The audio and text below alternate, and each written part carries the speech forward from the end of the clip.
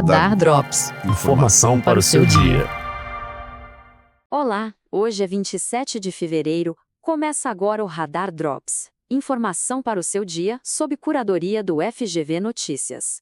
Vamos começar então com o nosso primeiro tema. É sobre uma ameaça digital bem preocupante que está crescendo, a chamada economia do abuso, que usa a inteligência artificial. Isso foi detalhado num relatório da FGV do Rio. Olha, o coração desse problema são umas tecnologias chamadas de Deep Nude ou Nudify. O que elas fazem? Basicamente usam inteligência artificial, tipo deepfake, para pegar uma foto de qualquer pessoa e criar uma imagem falsa, super sexualizada, simulando nudez ou atos sexuais. Tudo isso, claro, sem o menor consentimento da vítima. É uma violação gravíssima e o pior, tá super acessível. E o que torna isso ainda mais grave é a escala que o problema atinge. A Yasmin Curzi, que é a professora da FGV do Rio e coordenou o estudo, aponta uma coisa fundamental. Ela diz que quando o Google lista esses sites nos resultados de busca, ele acaba amplificando o alcance disso de um jeito exponencial.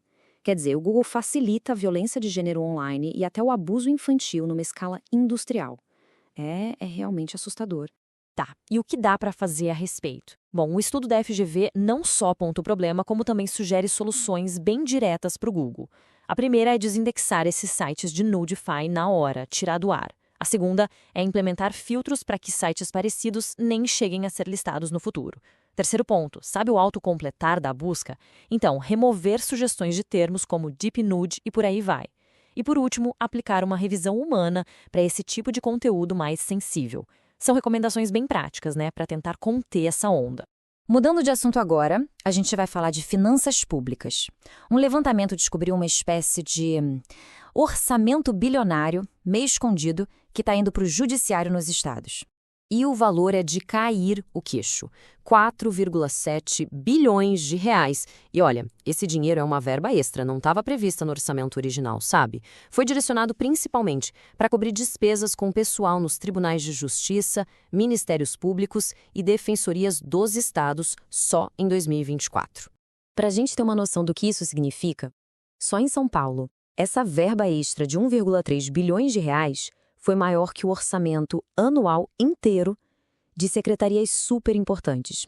Pensa só, assistência social, agricultura, saneamento, trabalho, é muito dinheiro que poderia estar indo para outras políticas públicas. Mas como é que isso é possível? Bom, existe um mecanismo chamado créditos adicionais. Ele, na prática, dá uma brecha para os governadores realocarem uma parte do orçamento sem precisar de uma nova aprovação na Assembleia Legislativa. O problema é que isso foi pensado para emergências, né? Uma calamidade pública, algo assim. Não para cobrir despesas que já são previsíveis, como a folha de pagamento. O Rafael Viegas, que é pesquisador e professor da FGV e AESP, tem uma visão bem crítica sobre isso. Para ele, na prática, isso funciona como uma espécie de captura do orçamento público. A análise dele é que usar esse mecanismo direto para despesas planejadas acaba criando uma pressão que suga recursos de outras áreas e, claro, bagunça todo o planejamento do Estado. E para a gente fechar o Radar Drops de hoje, o assunto é economia. O boletim macro da FGV, IBRE, está mostrando um cenário de bastante incerteza, com um dilema bem grande envolvendo a nossa taxa básica de juros, a Selic. Olha, a Selic tem vivido uma verdadeira montanha-russa nos últimos tempos. A gente viu um ciclo de cortes começar lá em agosto de 2023, mas, por conta de preocupações fiscais, o processo se inverteu e a taxa subiu. Agora, a expectativa do mercado é que um novo ciclo de cortes comece a partir de março. É uma gangorra. Mas aqui tem um paradoxo interessante que a Silvia Matos, coordenadora do boletim, aponta. É o seguinte, mesmo com a inflação de agora, vindo com notícias positivas, melhor do que se esperava, as expectativas lá para frente continuam, nas palavras dela, desancoradas. O que isso quer dizer? Que apesar dos bons números de hoje, o mercado meio que não bota fé que a inflação vai ficar baixa no futuro. E isso amarra as mãos do Banco Central, né? Fica mais difícil cortar os juros com mais força. E por que essa desconfiança toda? O principal motivo é a incerteza política. Pensa bem. O Banco Central precisa tomar decisões sobre os juros que vão valer lá para 2027, só que falta a peça mais importante do quebra-cabeça. Qual vai ser a política fiscal do próximo governo? Ninguém sabe, porque isso depende das eleições. Essa é a grande interrogação no cenário. Nesse cenário todo, a análise do José Júlio Sena é de calma. Ele sugere que um corte mais moderado nos juros, de 1,5 ponto até 2 pontos, pode ser feito com calma, sem bagunçar ainda mais as expectativas. Agora, para ir além disso, para cortar mais, ele acha que seria preciso esperar o jogo político e fiscal ficar um pouco mais claro.